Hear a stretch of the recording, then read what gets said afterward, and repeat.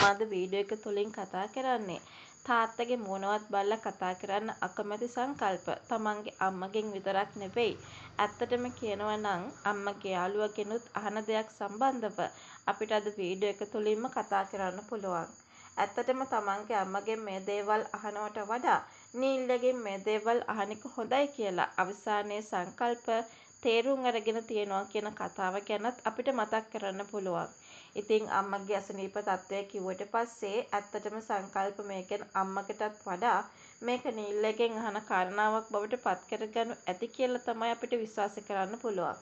ඉතින් වීඩියෝ එකට යන්නට මත්තෙන් ඉල්ලීමක් කරනවා. ඒ තමයි මේ වගේ වීඩියෝස් දිනපතාම බලන්නට ඔයාට ආසාවක් සහ උනන්දුවක් තියාගෙන ඉන්නවා නම් එහෙනම් අනිවාර්යෙන්ම මගේ channel එක subscribe කරලා මාත් එක්ක එකතු වෙන්න කියලයි මම අද වීඩියෝ එක තුලින්ම කතා කිරීමට කැමැත්තකුත් ඇති කරගෙන තියෙන්නේ කියන කතාව ගැන.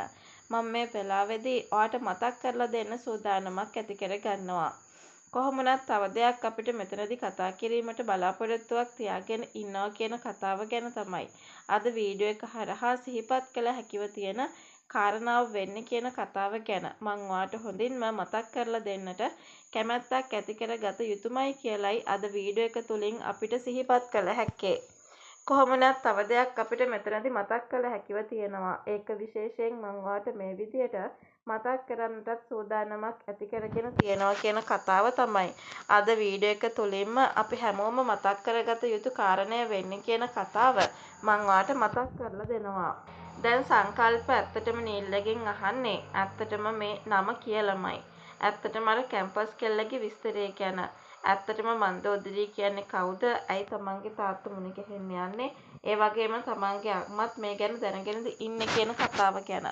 ඇත්තටම තාත්තගේ දේවල් නීල්ල දැනගන්න විදියක් නැහැ කියලා සංකල්ප දන්නවා වුණත් හැබැයි ඒ වුණාට මේ ප්‍රශ්න අම්මත් දැනගෙන ඉන්න නිසා අසනීප වෙන්නේ කියන කාරණාව මේ වෙලාවේදී හොඳින්ම අහලා බලන්න කටයුතු කරනවා ඇති. ඒ වගේම සංකල්පයට ඕන කරන්නේ මේ කෙනා තමන්ගේ යාළුවත් ෆොටෝ ගහලා ගෙනත් පෙන්නුවා මීට කාලෙකට කලින්. ඒ වගේම තමයි දැන් මේ අලුතෙන්ම ආයෙ කැම්පස් කොල්ල දෙන්නත් මේ දේ සිද්ධ කළා. තමන් කොහොම වුණත් මෙයාව හම්බෙන්න යනවා. හැබැයි ඊට කලින් ඇත්තටම මේ කවුද කියලා හරියටම දැනගන්න සංකල්පට උවමනා වෙනවා. හැබැයි ඉතින් සංකල්පට කියන්නේ තාත්තගෙන්ම මේ දේ අහලා දැනගන්න එක හොඳයි කියලා.